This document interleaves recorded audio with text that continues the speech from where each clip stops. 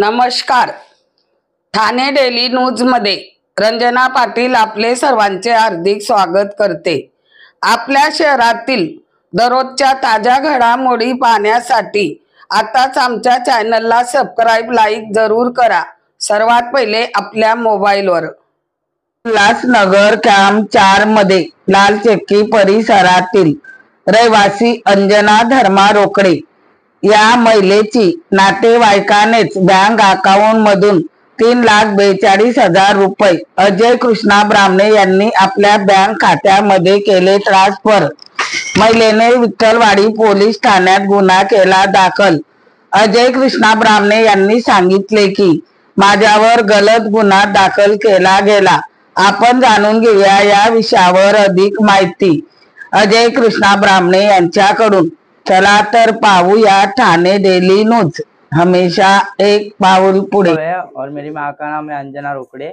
उनके साथ ये फ्रॉड हुआ है कि उनके जो जमीन की हिस्सेदारी का जो पैसा आने वाला था वो उनके बैंक अकाउंट में आया, लेकिन हमारे रिलेटिव में उसने जो मोबाइल नंबर लिंक करके उसके अकाउंट पे ट्रांसफर कर दिया वो पैसा। अब वो मेरी माँ उसके घर पे 3 महीनों से जा रही है देने के लिए पैसा, लेकिन वो कबूल नहीं हो रहा है। पहले पुलिस स्टेशन में हमने कंप्लेंट किया तो विठलवाड़ी पुलिस स्टेशन में कुलकर्णी सर और शेगड़े सर ने ये रिस्पांस दिया, उसको बुला के लिया। उसके बाद उसके छोटे भाई ने सब कुछ बोल के उसको समझा, वो पैसे देने के लिए रेडी भी हुआ, लेकिन पहले से ही उन्होंने पैसा ले चुका है।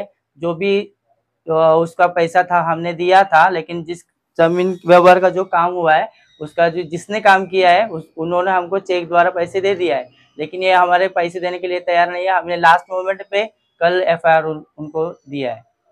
आपके साथ जिसने फ्रॉड किया है उसका नाम क्या है और वो आपका किस तरह से रिश्तेदार लगता है? वो हमारा रिश्तेदार इस तरह से लगता है कि मेरे मम्मी पापा, मतलब मेरे बड़े चाचा का वो सबसे बड़ा लड़का है, और वो रहने के लिए इधर कुल्ला कैंप में गुजराती पाड़े में। उसका नाम क्या है? अजय कृष्णा ब्राह्मणे। आपकी पुलिस से क्या मांग है?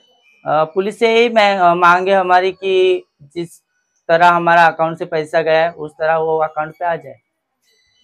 ब्राह्मणे आहे आणि सदर जी माझ्यावरती गुन्हा दाखल केलेला आहे ते अत्यंत खोट्या पद्धतीने दाखल केलेलं आहे, पैशांच्या लालचेपोटी दाखल केलेलं आहे।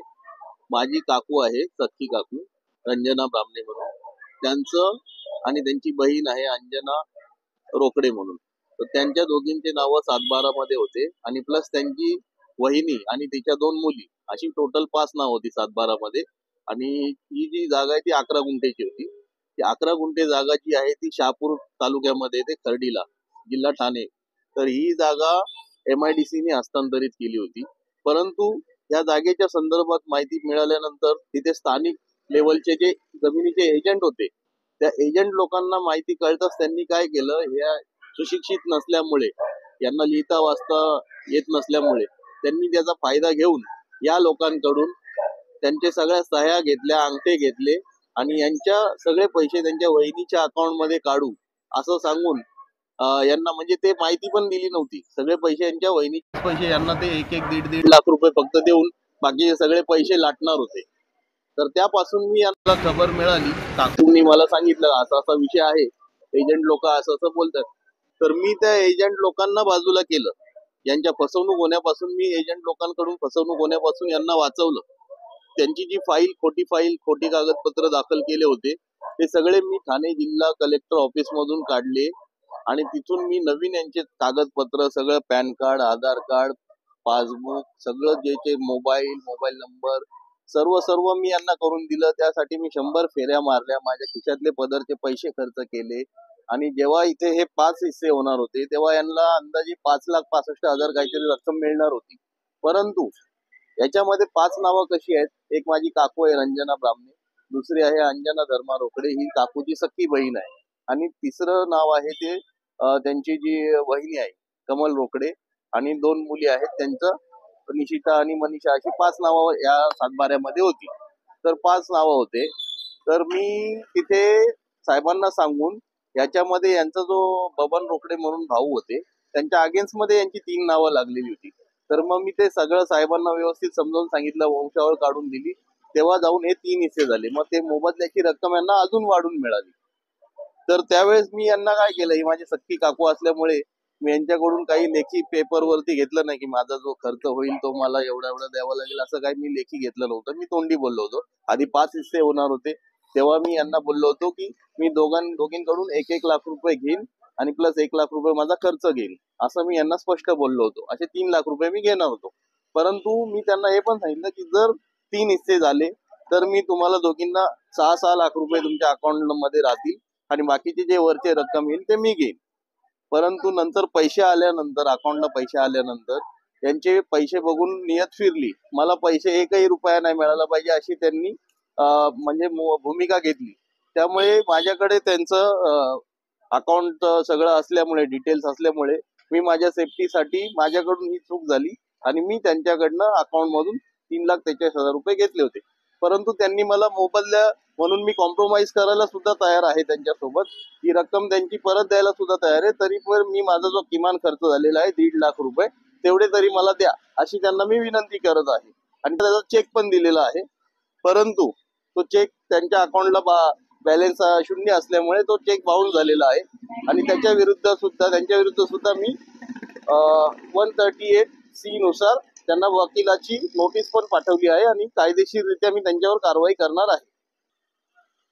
त्यांचे जे आहे 3,43,000 तर याच्या संदर्भात आता हा जो ती जी माझी मावशी बोलतो मी त्यांना, अंजना रोकडे, यांचा काही संबंध नाही. ते मला पैसे देण्यास पण राजी होत्या. परंतु त्यांना माहिती आहे मी किती मेहनत घेतली, काय काय कुठे कुठे फेऱ्या मारल्या, कोणत्या कोणत्या साहेबांना भेटलो, एकूण एक कागदपत्र तयार केले, वेळोवेळी मदत केली.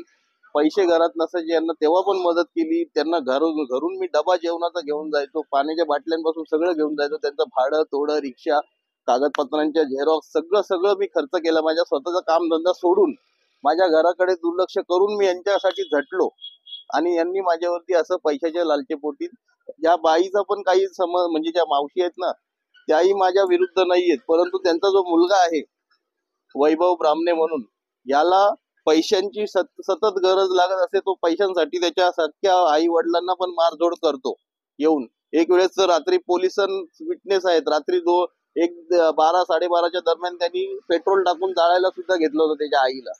डोळ्यामध्ये खोप पडलेली विटेची जोर, अजून पण निशाण असेल. तेव्हा मीच वाचवलेलं आहे पोलिसांमार्फत. पोलिसांना स्वतः फोन करून मीच त्याला त्याच्या चुंगल मधून वाचवलेलं आहे. त्याच्या आईला वेळोवेळी वाचवलेलं आहे, मदत केलेली आहे. तर तो पोराला खरी म्हणजे त्या पैशांच्या हव्यास आहे त्या पोराला. त्या पोरांनी प्रेशराईज करून त्याच्या आईला माझ्यावर खोटी तक्रार दाखल करायला लावलेली आहे. सगळं कारण हेच आहे, त्या पोराला पैसे पाहिजेत. तो पोरगा सगळ्यात मोठा पैशाचा लालची आहे आणि पैसे बघून त्याची नियत फिरलेली आहे. त्या मावशींचा पण बिचाराचा काही दोष नाही. त्या मला पैसे, माझ्या मेहनतीचे पैसे त्यांनी बघितले, मी रक्ताचं पाणी करून त्यांना सगळ्या या परिस्थितीतून वाचवलेलं आहे.